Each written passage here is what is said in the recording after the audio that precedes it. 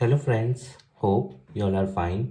Today we are going to start our chapter number 1 of class 12th political science and the name of chapter is the Cold War era. Basically इस chapter के अंदर हम cover करेंगे USA और USSR के बीच के struggle को super power बनने के, क्योंकि जब सेकेंड वर्ल्ड वॉर ख़त्म हुआ उसके बाद दुनिया में दो ही देश ऐसे बचे थे जो सुपर पावर होने का दावा कर रहे थे, जो यूएसएसआर था और यूएसए था। तो वो सब चीज़ें हम इस चैप्टर के अंदर कवर करेंगे कि कैसे सिचुएशंस आगे बढ़ी, कैसे उनके बीच स्ट्रगल हुआ, कैपिटलिज्म कम्युनिज्म कैसे फॉलो अप हुआ, वो सब चीज़ें हम इस चैप्टर के अंदर देखेंगे। सो let us start. World war one 28 जुलाई 1914 से लेकर 11 नवंबर 1918 तक हुआ। ठीक है। वर्ल्ड वॉर टू 1939 से 1945, ये जो चैप्टर है 1945 के बाद की कहानी को बयान करता है। तो वर्ल्ड वॉर टू में आप जानते हो अलाइड फोर्सेस थी और एक्सिस फोर्स पावर्स थी। अलाइड फोर्सेस में आप ये वर्ड याद रखना, बफ। ठीक है, BUUF। बी से ब्रिटेन, यू से यूएसए, सेकेंड यू से यूएसएसआर, एफ से फ्रांस। एक्सिस पावर में आप याद रखना जिग, जापान, इटली, जर्मनी। ये दोनों थे सेकेंड वर्ल्ड वॉर में। When the World War II has started, USA and USSR is not part of it. जब वर्ल्ड वॉर टू शुरू हुआ था तो यूएसए और यूएसएसआर इसका हिस्सा नहीं थे, ये तो इसमें बाद में एंटर हुए because of Germany and Japan की वजह से। So let us see. Japan has captured USA naval base. तो जापान ने क्या किया, यूएसए का एक नेवी का जो बेस था उसके ऊपर कब्जा कर लिया जिसका नाम था पर्ल हार्बर। देयरफॉर, तो अब जब यूएसए के उस पर अटैक किया तो यूएसए फिर कहाँ शांत रहने वाला था, फिर उसने भी वर्ल्ड वॉर टू को ज्वाइन किया यूएसए ने। जर्मनी ने यूएसएसआर के ऊपर अटैक किया जिसकी वजह से यूएसएसआर ने भी अलाइड फोर्सेस को ज्वाइन किया। तो याद रखना ये दोनों बाद में ज्वाइंड हुए थे उसके अंदर। Allied forces has won World War two. World War two में अलाइड फोर्सेस जीत गई थी, पर आप जानते हो ब्रिटेन और फ्रांस डायरेक्ट रूप से इसमें इन्वॉल्व थे जिसकी वजह से उनका बहुत ज़्यादा इकोनॉमिक, पॉलिटिकल या और बहुत ज़्यादा लॉस हुआ। तो दो ही देश बचते फिर, यूएसए और यूएसएसआर, जो किसका दावा कर रहे थे सुपर पावर होने का। तो after USA has dropped 2 atomic bomb, हमें पता है यूएसए ने 2 बम गिराए थे जापान के ऊपर, हिरोशिमा और नागासाकी में। हिरोशिमा में जो बम गिराया था उसका नाम था लिटिल बॉय और नागासाकी में जो बम गिराया था उसका नाम था फैट मैन। ठीक है, एटम बॉम्ब्स गिराए थे उसके ऊपर जिसके बाद बहुत तबाही मची थी, बहुत बड़ी संख्या में लोगों की मृत्यु हुई थी वहाँ पे। क्योंकि जब एक एटम बॉम्ब कहीं पे गिरता है तो वहाँ की एनवायरनमेंट बिल्कुल पूरी तरीके से नष्ट हो जाता है, सोयल फर्टिलिटी चली जाती है और इवन लाइफ कॉज बहुत ज़्यादा होते हैं, एयर मतलब सांस लेने लायक नहीं रहती। After the World War was over, there was only two superpower, USA and USSR. Britain and France doesn't become a superpower, as I have already told you, because they are in the direct configuration. क्योंकि वो सामने की लड़ाई लड़ रहे थे, इस वजह से ब्रिटेन और फ्रांस सुपर पावर होने का दावा नहीं कर सकते थे और उनको आर्थिक नुकसान भी बहुत ज़्यादा हुआ था। Configuration with Germany and these two nation have faced huge economic loss, और इन दो देशों को बहुत ज़्यादा आर्थिक नुकसान भी हुआ, ब्रिटेन एंड फ्रांस को। Cold war was held between USA and USSR. Cold war किसके बीच में हुआ था, यूएसए और यूएसएसआर। बेसिकली कोल्ड वार एक तरह का आइडियोलॉजी का स्ट्रगल है। जैसे हम जानते हैं यूएसए चाहता था कैपिटलिज्म, यूएसएसआर चाहता था कम्युनिज्म। पर कोल्ड वार किसको बोलते हैं एग्जैक्ट, जिसमें ये दोनों देश एक दूसरे से कह रहे हैं कि हम लड़ेंगे, हम ये करेंगे, पर लड़ नहीं रहे असल में। तो इसको इसीलिए कोल्ड वार बोला गया कि सामने वाला दूसरे वाले को धमकियां दे रहा है कि तूने अगर ये किया तो हम ये कर देंगे, पर they are not actually fighting. So this is called cold war. So cold war is war of ideologies, ideology का वॉर था ये। अब एक तरफ तो यूएसए और दूसरी तरफ यूएसएसआर। यूएसए आप जानते हो किसको फॉलो करता था, कैपिटलिज्म को, और यूएसएसआर किसको फॉलो करता था, कम्युनिज्म को। तो क्यूबा मिसाइल क्राइसिस क्या था, क्यूबा एक कंट्री है जो सेंट्रल अमेरिका के नीचे और लैटिन अमेरिका के बीच में एक छोटी सी कंट्री है। आप वर्ल्ड मैप पे देखेंगे आपको दिखाई देगा। तो जो क्यूबा के प्रेसिडेंट थे जिनका नाम क्या था, फिदाल कास्त्रो, ये जो थे ये कम्युनिज्म को बहुत मानते थे। अब यूएसएसआर ने क्या किया, अपनी सारी मिसाइलें मतलब न्यूक्लियर मिसाइलें यहाँ डिप्लॉय कर दी क्यूबा के ऊपर ही। यहाँ पे ये देख रहे हैं लाइनें, ये मिसाइल समझ लीजिए आप। अब यूएसए के प्रेसिडेंट थे जॉन एफ कैनेडी, ये आप नाम याद रखिएगा इनका, जॉन एफ कैनेडी। तो जॉन एफ कैनेडी ने कहा कि भाई इसने तो यहाँ पे मिसाइलें इम्प्लोड कर दी, ये तो हम हमारे बहुत सारे स्टेट इसके डायरेक्ट कन्फिग्रेशन में आ रहे हैं, मतलब ये तो हम पे कभी भी अटैक कर देगा। और सही भी बात है, क्योंकि क्यूबा और रशिया तो यूरोप से भी उधर था उस टाइम यूएसएसआर, और क्यूबा बिल्कुल अमेरिका के पास था। तो इसीलिए जॉन एफ कैनेडी ने कहा कि ये अपनी मिसाइलें यहाँ से तुरंत हटा लो, और अगर कोई एक और भी जहाज ऐसा हमारी तरफ आया तो हम उसको बहुत सीरियसली लेंगे और युद्ध हो जाएगा। तो क्यूबा समझ आया कहाँ पे है, और यूएसएसआर ने वहाँ पे मिसाइल डिप्लॉय कर दी थी, जिसकी वजह से यूएसए के बहुत सारे स्टेट्स डायरेक्ट उसमें आ गए थे, उसकी रेंज में मिसाइल्स की। Follow the ideology of USSR, communist rule था क्यूबा के अंदर, फिदाल कास्ट्रो कम्युनिज्म को मानते थे। April 1961 USSR president Nikita Khrushchev decided to convert Cuba into Russian military base. तो यहाँ के जो प्रेसिडेंट थे निकिता क्रुश्चेव, इन्होंने डिसाइड किया कि हम ना क्यूबा को रशियन मिलिट्री बेस पे कन्वर्ट करेंगे, क्योंकि हमने अभी पढ़ा कि दोनों के बीच में स्ट्रगल चल रहा था आइडियोलॉजी को। यूएसए चाहता था कि कैपिटलिज्म दुनिया में फॉलो, और यूएसएसआर चाहता था कम्युनिज्म दुनिया में फॉलो। तो इसीलिए यूएसएसआर ने अपना दबदबा दिखाने के लिए वहाँ पे मिसाइल डिप्लॉयड कर दी, and has place missile on coast of Cuba के कोस्टल एरिया पे मिसाइल्स को प्लॉट कर दिया। Because of this most of the USA states are come under direct contact of these missiles. मैंने अभी आपको बताया जब क्यूबा के कोस्टल एरिया पे मिसाइल्स डिप्लॉयड हुई तो बहुत सारी जो यूएसए की स्टेट्स थी वो डायरेक्ट इसके मतलब रेंज में आ गई, कॉन्टैक्ट में आ गई इन मिसाइल्स के। अब यूएसए क्या चाहता था, USA wants that Soviet Union should replace and remove their weapon from the coast of Cuba. अब यूएसए चाहता था कि ये जो इसने निकिता क्रुश्चेव ने अपनी न्यूक्लियर मिसाइल्स यहाँ डिप्लॉयड की, इसको हटाए यहाँ से, और जितने भी वेपन है कोस्ट ऑफ क्यूबा से अपने हटाए यहाँ से। बात तो इनकी भी ठीक थी, जॉन एफ कैनेडी की।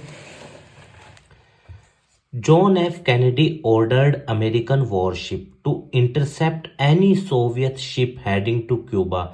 इन्होंने जॉन एफ कैनेडी ने अपनी अमेरिकन वॉरशिप्स को कहा कि अगर कोई भी सोवियत जहाज या कोई भी सोवियत चीज़ क्यूबा की तरफ आती है तो as a way of warning the USSR about his seriousness.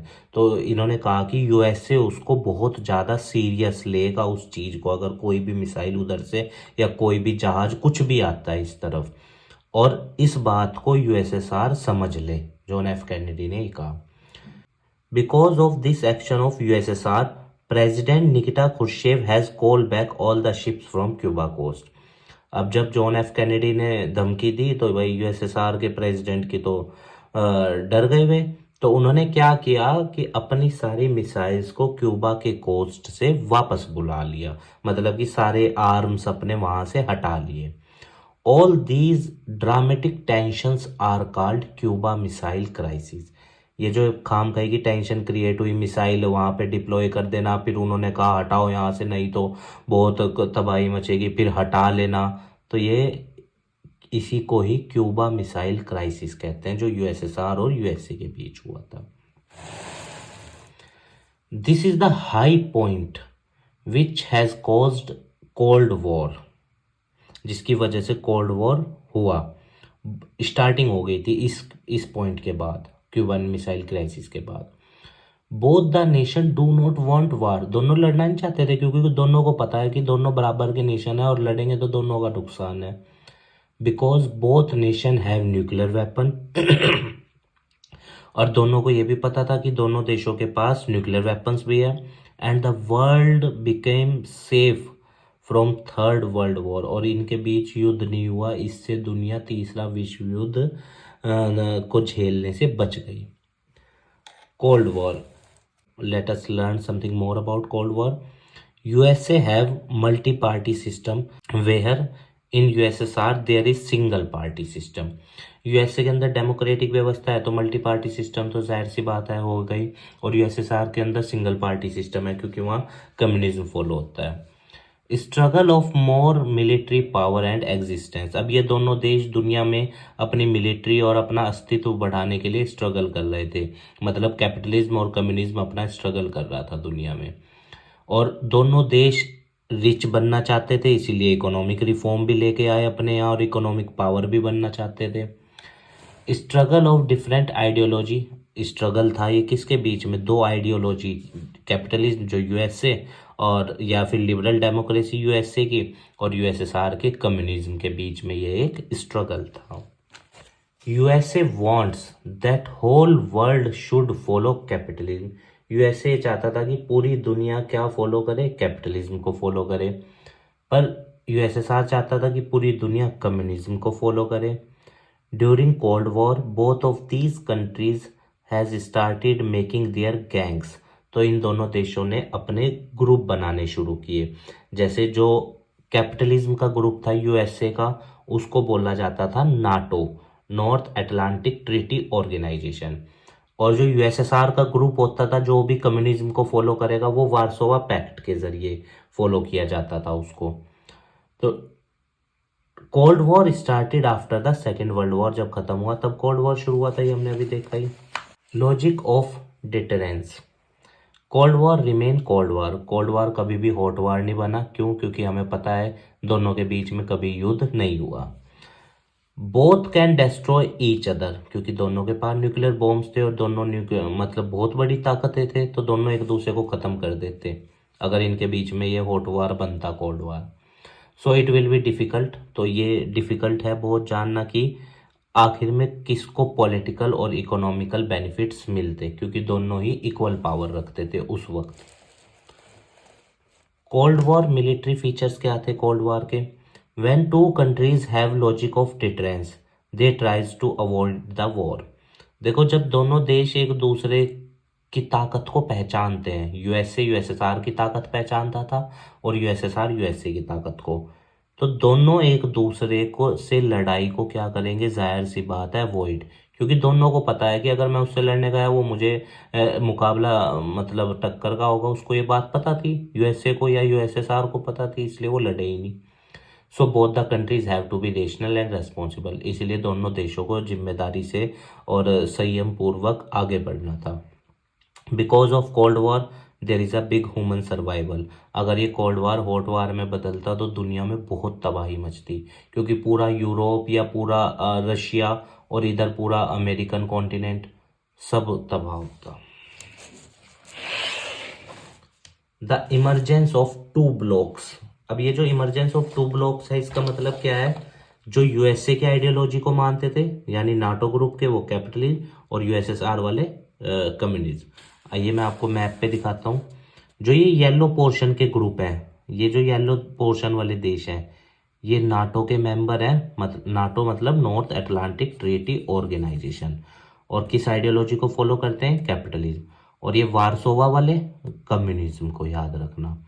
ये ग्रीन वाले भी अदर कम्युनिस्ट देश हैं, ये यूगोस्लाविया आगे आएगा जब ये टूटा था उसके बारे में हम आपको पढ़ाएंगे आगे, पर ये याद रखना ये सारा रेड वाला जितना भी पोर्शन है कम्युनिज्म का है और ये अदर देश है, ठीक है, ये जो शेडेड से उसमें है। ये फोटो आपकी बुक में दे रखा है। तो दो ब्लॉक बने दुनिया में, कैपिटलिज्म और communism. Both countries has started to attract nation, दोनों देशों ने अब क्या किया, अपने आप का विस्तार शुरू किया। ये ऐसे देशों को अपने साथ मिलाना शुरू किया इन्होंने जो कमजोर है, जो इनके लालच से इनके साथ मिल जाएंगे और इनका अस्तित्व बढ़ेगा। तो both countries has tried to attract nations and promised, और उनसे वादे किए उन देशों से कि हम तुम्हें मिलिट्री की मदद देंगे, आर्थिक पैसा देंगे, हमारे साथ मिल जाओ, इन्होंने कहा यूएसए और यूएसएसआर ने। Both countries has started to attract smaller and developing nation को, क्योंकि देखो जो डेवलपिंग देश है उसे पैसे की ज़रूरत होती है, टेक्नोलॉजी की ज़रूरत होती है, तो वो इनके साथ जुड़ेगा, क्योंकि उसको रिसोर्सेज चाहिए, और स्मॉलर देश के अंदर आप जानते हो पुअर्टी अनएम्प्लॉयमेंट ज़्यादा होती है, तो ये दो बड़े रिच देश उनकी मदद कर सकते थे, इसलिए स्मॉल देशों ने इनको ज्वाइन किया to their side, and these two countries was doing this too. और ऐसा ये क्यों कर रहे थे दोनों देश? क्योंकि ये अपना इन्फ्लुएंस दुनिया के स्तर पे ग्लोबल लेवल पे बढ़ाना चाहते थे। अब जो वेस्टर्न अलायंस था, जिसे हम क्या कहते हैं, कैपिटलिज्म, वो क्या था? NATO, North Atlantic Treaty Organization, और ये इसका साइन है, ठीक है, नाटो का। 12 कंट्रीज थी, ये आप याद रखना, एमसीक्यू पूछ सकता है कि कितने देश थे, या यूएसए के अलायंस को क्या कहा जाता है, या यूएसएसआर के। 12 countries has formed this organization, and out of the 12 countries, और ये भी कहा कि 12 देशों ने नाटो को ज्वाइन किया, और ये कहा गया कि अगर को किसी ने भी इन 12 में से किसी भी एक देश पे हमला किया, तो ये माना जाएगा कि उन 12 के 12 देश पे हमला हुआ, और यूएसए और जो 12 देश हैं वो उसको रिटेलिएट करेंगे। मतलब ये कहा गया कि अगर किसी भी एक के साथ लड़ाई हुई दूसरे उसकी, तो 12 के 12 मिलके वो फिर लड़ेंगे युद्ध। ये तो था यूएसएसआर का ग्रुप। अब वार्सोवा पैक्ट पढ़ लेते हैं। 1955 ईयर याद रखना इसका। USSR mission to control NATO को रोकने के लिए यूएसएसआर ने वार्सोवा पैक्ट किया, ठीक है, कि कैपिटलिज्म को रोकने के लिए और कम्युनिज्म स्प्रेड हो, इसीलिए वार्सोवा पैक्ट, कि जो कम्युनिज्म को चाहते हैं वो लोग हमारे ग्रुप में ज्वाइन हो जाए। अब दोनों देशों के बीच में स्ट्रगल असल में था क्यों? क्यों ये दोनों सुपर पावर बनना चाहते थे? देखो, जो भी देश सुपर पावर बनेगा, जाहिर सी बात है उसका पूरी दुनिया में अस्तित्व बढ़ेगा, और हर देश लगभग उसकी फिर बात मानेगा और उसका विरोध नहीं कर पाएगा किसी भी चीज़ में।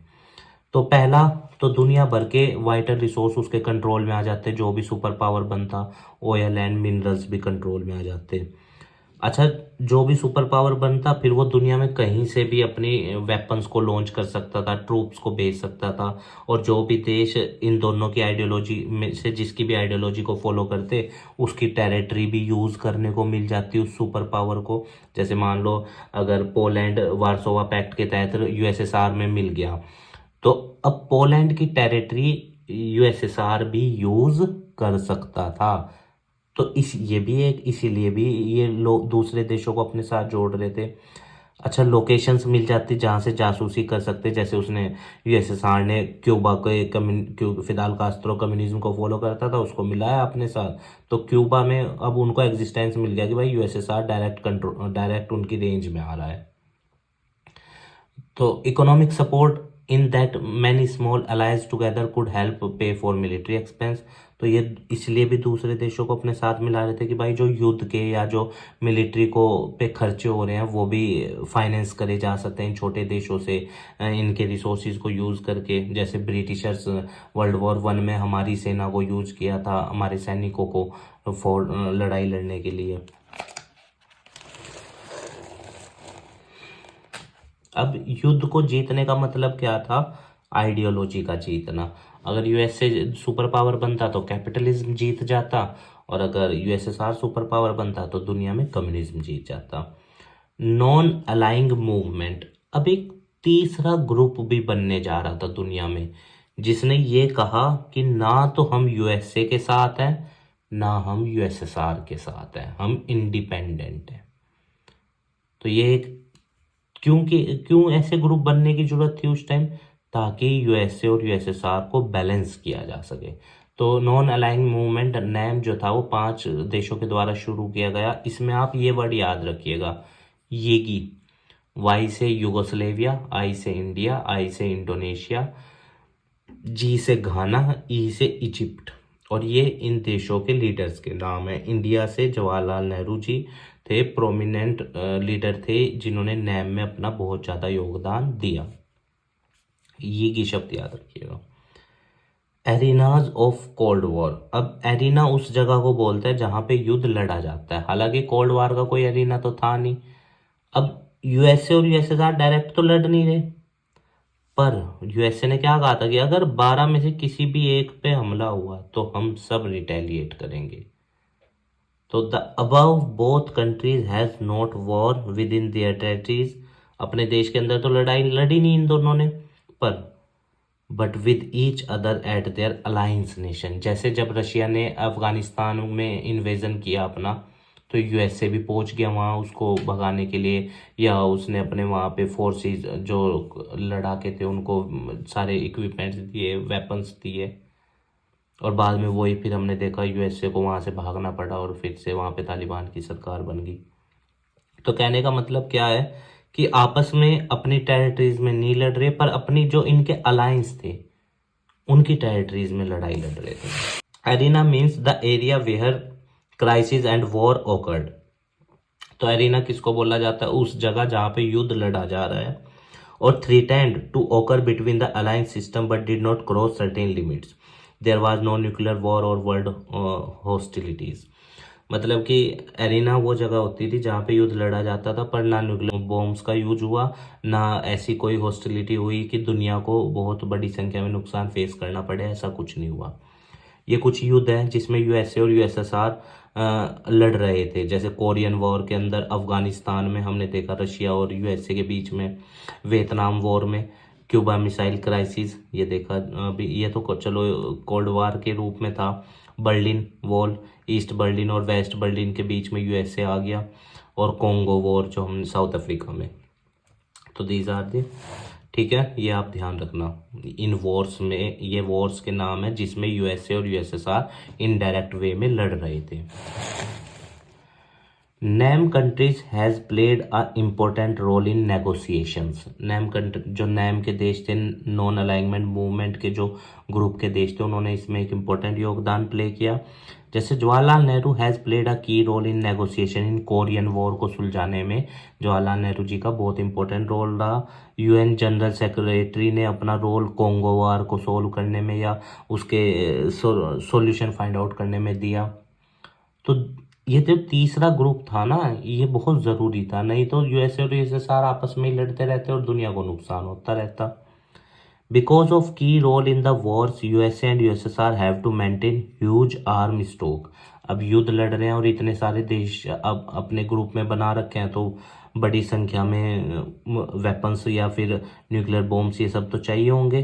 तो इन दोनों देशों ने न्यूक्लियर बॉम्ब्स बनाने शुरू कर दिए।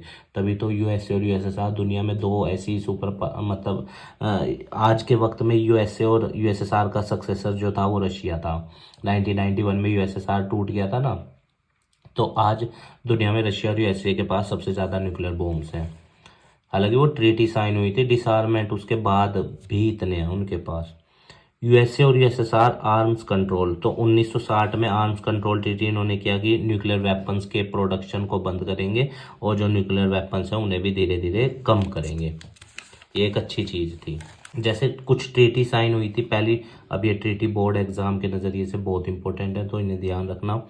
लिमिटेड टेस्ट बैन ट्रीटी 1963 में हुई थी, जिसके अंदर न्यूक्लियर बॉम्ब्स का या न्यूक्लियर वेपन्स के टेस्ट को एटमॉस्फेयर में, स्पेस में या अंडर वाटर बैन किया गया कि नहीं किया जाएगा इनका टेस्ट। और अगर टेस्ट करना भी है तो सिर्फ अंडरग्राउंड होगा इसका टेस्ट। तो याद रखना, एटमॉस्फेयर, स्पेस और पानी के अंदर इनका टेस्ट नहीं होगा, सिर्फ अंडरग्राउंड कर सकते हैं। और यूएसए और यूएसएसआर दोनों ने इस ट्रीटी को साइन किया। नॉन प्रोलिफरेशन ट्रीटी 1968 में हुई, 189 मेंबर्स ने इसे साइन किया था। टू स्टॉप, ताकि न्यूक्लियर वेपन्स और ना बने, इसलिए नॉन प्रोलिफरेशन ट्रीटी साइन हुई। दोनों के याद रखना, बोर्ड एग्जाम में पूछ सकता है। To provide security for non nuclear weapon state which has given up nuclear option, और उन देशों की रक्षा करी जाएगी जिन्होंने न्यूक्लियर बॉम्ब्स नहीं बनाने हैं, ना उनका इरादा है और ना उनके पास न्यूक्लियर बॉम्ब्स हैं। क्योंकि देखो, अगर किसी देश के पास न्यूक्लियर बॉम्ब्स हैं तो फिर जो उसका पड़ोसी देश है वो कहीं ना कहीं उससे डरता है कि कहीं हम पे अचानक से हमला ना कर दे। To pursue negotiation towards nuclear disarmament, और नेगोशिएशन चर्चाएं शुरू हुई कि धीरे धीरे हम अपने न्यूक्लियर जो हमारे पास वेपन्स हैं उनको धीरे धीरे डिसआर्म करेंगे, मतलब ख़त्म करेंगे, और फाइनली अंत में आके एलिमिनेट कर देंगे। देखो, एलिमिनेशन तो होना ही नहीं था, कभी भी हो भी नहीं सकता था, क्योंकि हर देश अपने आप को सिक्योर करने के लिए कुछ ना कुछ ऐसे वेपन्स रखेगा ही जिससे सामने वाला डरे। तो इसलिए, पर यह था कि हाँ, प्रोडक्शन और धीरे धीरे डिसआर्म करेंगे। To encourage international cooperation in the peaceful use of nuclear energy. और जो न्यूक्लियर एनर्जी है, क्योंकि आप जानते हो न्यूक्लियर एनर्जी से भी इलेक्ट्रिसिटी प्रोड्यूस होती है, उसका उपयोग शांतिपूर्वक तरीके से किया जाएगा और इंटरनेशनल कोऑपरेट करा जाएगा एक दूसरे से। एक संधि anti ballistic missile treaty sign हुई बिटवीन यूएसए और USSR defending areas against ballistic missile covered under nuclear weapons. और कि इस इलाके में मतलब कि बैलिस्टिक मिसाइल का जो अटैक है या जो चीज़ें हैं वो नहीं होंगी। ये भी एक संधि इनके बीच में तय हुई। Challenge to bipolarity. बाइपोलैरिटी क्या था कि देखो दुनिया में ना दो पोल बन के रह गए थे, North Pole for example USA और साउथ पोल यूएसएसआर। अब इनको बैलेंस करने के लिए कोई तो चाहिए था, और जो थर्ड पोल बना वो कौन था? नैम। तो दो पोल थे यूएसए और यूएसएसआर, और पर तीसरा पोल बन के कौन आया सामने? नैम। नैम के 5 फाउंडिंग मेंबर्स थे, अभी हमने देखा, येगी, Yugoslavia, India, Indonesia, Ghana and Egypt. और ये वो देश थे, ये पांचों जो हाल फिलहाल डिकोलोनाइज्ड हुए थे, जिनके ऊपर दूसरे देश का राज था। जैसे अगर मैं इंडिया की बात बताऊं, इंडिया 200 साल तक ब्रिटिशर्स की कॉलोनी रहा। और आप जानते हो नैम जो था 5 देशों का वो था, ग्रुप था। बाद में अफ्रीका, एशिया और लैटिन अमेरिका के देशों ने भी इसको ज्वाइन किया। नैम की पहली मीटिंग, अब ये याद रखना एमसीक्यू के लिहाज से इंपॉर्टेंट है, बेलग्रेड 1961 में हुई और 25 देशों ने इसको अटेंड किया। नैम के ग्रुप्स के जो देश थे वो कहाँ कहाँ से थे? African continent, Latin America, Asia से थे, और लेस होमोजीनियस टू डिफाइन। और ये नहीं डिफाइन किया जा सकता था कि पर्टिकुलर किस इलाके से थे, हर तरह के, हर कॉन्टिनेंट से देश इसके मेंबर्स थे। नैम के 2 प्रिंसिपल से थे, आइसोलेटिनिज्म और न्यूट्रलिटी। आइसोलेटिनिज्म क्या था? Remaining aloof from the world affair, NAM do not follow these, Jawaharlal Nehru in Korean war. तो आइसोलेटिनिज्म के अंदर इन्होंने कहा कि भाई हम दुनिया से अलग थलग नहीं रहेंगे, और दुनिया के इंटरनेशनल मामलों में आप ये मत सोचना कि हम इंटरफेयर नहीं करेंगे। अगर कहीं पे युद्ध हो रहा होगा हम लोग वहां शांति बनाने जाएंगे, हमारा ग्रुप। और जैसे कोरियन वॉर में गए भी, या कोंगो वॉर में हमने देखा। न्यूट्रलिटी क्या था कि हम वॉर को शांत तो करने जाएंगे पर वॉर में नहीं इन्वॉल्व होंगे, लड़ेंगे नहीं। Staying out of war and not involving in war and no, ऐसी कोई भी चीज़ नहीं करेंगे जिसकी वजह से वॉर बढ़े। नैम इज नॉट न्यूट्रल और आइसोलेट, हम ना तो न्यूट्रल रहेंगे ना आइसोलेट रहेंगे, एक अच्छी चीज़ थी। तो फिर कुछ इंटरनेशनल इकोनॉमिक ऑर्डर्स भी बदले, जैसे येगी, नैम के वही देश थे मेंबर जो पुअर या अनडेवलप्ड थे या डेवलपिंग देश थे। Important, economic development if not developed they always have to depend on developed countries. अब नैम का जो देश इसके मेंबर बन रहे थे वो इस उम्मीद में भी बन रहे थे कि भाई अगर हम इनके मेंबर ना बने और यूएसए और यूएसएसआर के बन गए तो वो हमारा एक्सप्लॉइटेशन करते रहेंगे। तो इसलिए यूनाइटेड नेशन कॉन्फ्रेंस हुई ऑन ट्रेड एंड डेवलपमेंट में के ऊपर, UNCTAD याद रखना यार, बनाई गई कि जो डेवलपिंग देश नैम के मेंबर हैं वो आपस में एक दूसरे से व्यापार को क्या करेंगे? बढ़ाएंगे। A रिपोर्ट इज फाइनल, 1972 में एक रिपोर्ट फाइनल हुई, name toward as a new trade policy for development mention of for reform of global trade. और इस रिपोर्ट के अंदर 4 ग्लोबल ट्रेड के बारे में, रिफॉर्म के बारे में बताया गया जिससे ग्लोबल ट्रेड अच्छा हो सकता था। पहला है कि लीस्ट डेवलप्ड कंट्रीज का अपने ऊपर पूरा कंट्रोल होगा, अपने नेचुरल संसाधन पे, कोयल, पेट्रोलियम, गोल्ड, वाटर, ETC पे। जो भी उन डेवलपिंग देशों के संसाधन हैं उनके ऊपर उन्हीं का कंट्रोल होगा। डेवलप्ड देश जैसे यूएसए और यूएसएसआर उनको इन्फ्लुएंस नहीं करेंगे, उनके मामलों में दखल नहीं देंगे, उनके ऊपर अपना हक नहीं जमाएंगे। ये अच्छी चीज़ थी। Obtain access to western market, और इनको भी वेस्टर्न मार्केट्स के अंदर अपना माल बेचने की परमिशन मिलेगी, और सो दैट जो लीस्ट डेवलप्ड कंट्री है LDC could sell their products and therefore make trade more beneficial for the poorer countries। Generally हमने देखा है जो डेवलप्ड देश होते हैं ना वो इंटरनेशनल ऑर्गेनाइजेशन का यूज करके अपना फायदा उठाते हैं और डेवलपिंग देशों को डंपिंग यार्ड बना देते हैं जहाँ पे वो अपने माल को भरते हैं। जैसे अगर मैं WTO की बात करूँ, अमेरिका इसका बेनिफिट कर उठाता है, या चाइना का देखो इंडिया में कितना माल डंप होता है हर साल। तो इसीलिए ये ग्रुप बना कि भाई ये देश अपने रिसोर्सेज को खुद बेचेंगे और खुद अपना डेवलपमेंट करेंगे, और इनको टेक्नोलॉजी वेस्टर्न कंट्री सस्ते रेट पे देंगी ताकि ये भी डेवलप कर सकें, और provide the least develop country with a great role, और इंटरनेशनल इकोनॉमिक इंस्टीट्यूशंस में इनका भी पार्टिसिपेशन बढ़ेगा, इनको भी उसका मेंबर बनाया जाए।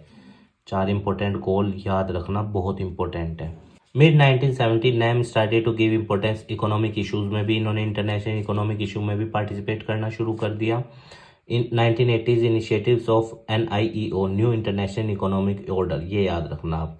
4 रिफॉर्म ये अभी हमने पढ़े, जिसकी वजह से वेस्टर्न कंट्रीज और इन देशों के बीच में भी कंपटीशन बढ़ गया, और ये देश अब USA के जो ग्रुप था उसको अपोज करने लगे, नाटो को या USSR के कम्युनिज्म को। तो नैम वांट्स, ये चारों रिफॉर्म चाहते थे कि फॉलो हो, नैम ये चाहता था, पर वेस्टर्न जो आइडियोलॉजी थी, कैपिटलिज्म थी, वो इसको रेजिस्ट कर दी थी। क्यों? क्योंकि उससे वेस्टर्न आइडियोलॉजी के जो देश थे उनका नुकसान था। अगर ये लीस्ट डेवलप्ड कंट्रीज डेवलप हो जाते, फिर USA सुपर पावर या कैपिटलिस्ट देश इन लीस्ट डेवलप्ड कंट्रीज के ऊपर रूल कैसे कर पाते। India and the cold war. India response toward cold war is two fold, दो तरफा था। हमने एक तो अपना ग्रुप बनाया, अलायंस बनाया, और आवाज़ उठाई, डिकोलोनाइज्ड देशों को अपने साथ मिलाया, और एक अलायंस सिस्टम बना के हम आगे बढ़े। टू फोल्ड था, एक तो हम वॉर से तो दूर हैं, वॉर तो लड़ नहीं रहे, पर वॉर को रोकने के लिए या वॉर से बचने के लिए अपना एक अलग ग्रुप भी बना रहे थे। तो दो तरफा था, जैसे Africa, Asia, Latin American countries को अपने साथ मिलाया ये नैम के जरिए। इंडिया से to these nation that don't follow alliance system, और इंडिया ने इन देशों से कहा कि भाई आप अलायंस, वार्सोवा पैक्ट, USA और USSR के अलायंस में क्यों जाते हो, आप अपना इंडिपेंडेंट रहो और नैम को ज्वाइन करो। India helped in reducing tensions of cold war, के टेंशंस को कम करने के लिए इंडिया ने नैम में अपना पूरा योगदान दिया। जवाहरलाल नेहरू जी ने जैसे नेगोशिएशन की थी कोरियन वॉर में, but because of that full scale war have been prevented, जिसकी वजह से कोरियन वॉर, हालांकि कोरियन पेनिसुला टूटा 2 हिस्सों में, नॉर्थ कोरिया और साउथ कोरिया, पर वॉर तो रुका। India follows ideology of NAM, और इंडिया किसकी आइडियोलॉजी को फॉलो करता था? नैम की। Genuine commonwealth of free and fair nation, Jawaharlal Nehru ji ने ये कहा था। आप मुझे इसका मतलब बताइएगा क्या है कमेंट बॉक्स में। Non alignment and India's interest, अब इसमें भारत के क्या फायदे थे नैम को बनाकर या नैम के साथ जुड़कर? पहला, first non alignment allowed India to take international decisions में इंडिया का अस्तित्व बढ़ रहा था, क्योंकि इंडिया इस ग्रुप को मेनली लीड कर रहा था, तो दुनिया को के स्तर पे इंडिया एक नए उसमें सामने आता रूप में, and that was beneficial for India and not for super power, इससे इंडिया का एग्जिस्टेंस बढ़ता ना कि सुपर पावर्स का।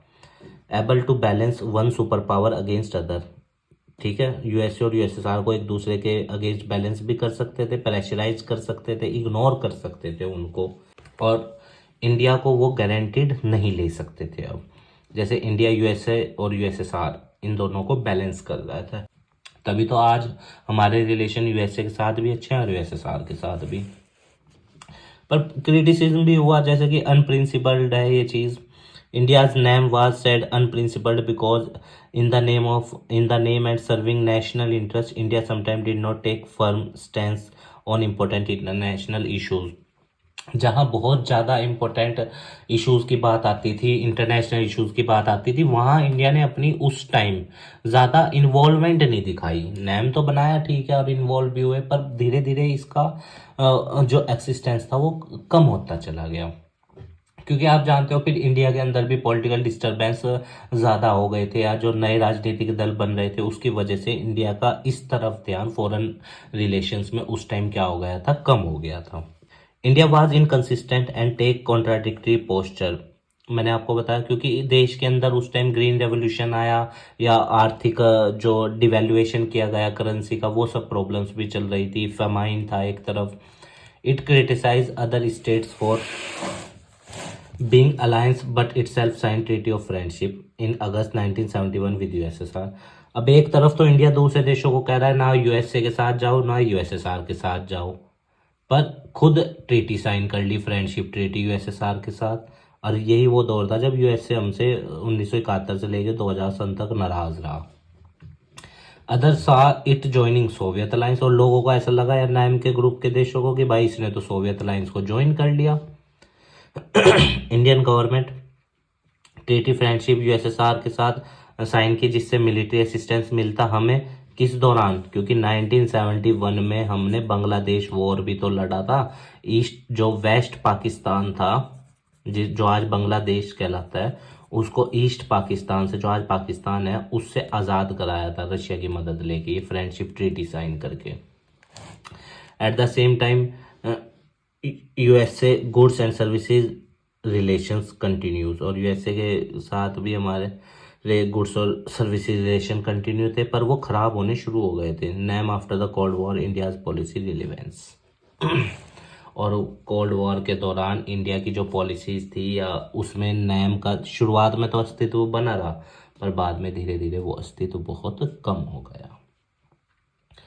उम्मीद है गाइस आपको ये चैप्टर समझ में आया होगा। हमारे काम को सपोर्ट करने के लिए वीडियो को लाइक कीजिएगा, अपने दोस्तों के साथ शेयर कीजिएगा और हमारे चैनल को भी सब्सक्राइब कर दीजिएगा। और अगर आपकी इस चैप्टर से रिलेटेड कोई क्वेरी है तो आप हमें कमेंट बॉक्स में बता देना, हम उसका आंसर देने की पूर्ण रूप से कोशिश करेंगे। आप स्वस्थ रहिए, खूब लाइफ में आगे बढ़िए, यही हमारी मनोकामना है। और देखिए स्टूडेंट्स, अगर किसी पॉइंट से आपकी कोई भावना हर्ट हुई है तो मैं उसके लिए आपसे क्षमा मांगता हूँ, क्योंकि मेरी कोई इंटेंशन नहीं है आपकी किसी भावना को हर्ट करने की। चीज़ें लिखी हुई हैं, मैंने एक्सप्लेन करने की कोशिश की है। अब मैं आपको बुक वर्क दिखाता हूँ। तो आप ये एमसीक्यूज के आंसर खुद फाइंड आउट करने की कोशिश करना, और जो सा भी आपको ना समझ आए उसका क्वेश्चन नंबर मेंशन कर देना, मैं उसका आंसर दे दूंगा आपको और एक्सप्लेन भी कर दूंगा। तो आप ये देख लीजिए।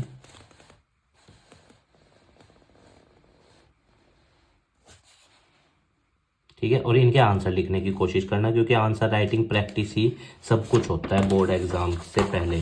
तो जब आप ये पढ़ ही रहे हैं सेट, तो इनके आंसर्स भी ज़रूर लिखिएगा खुद से। ठीक है स्टूडेंट, बहुत जल्द हम अपना चैप्टर नंबर 2 शुरू कर देंगे, द एंड ऑफ बायोपोलैरिटी। धन्यवाद स्टूडेंट्स।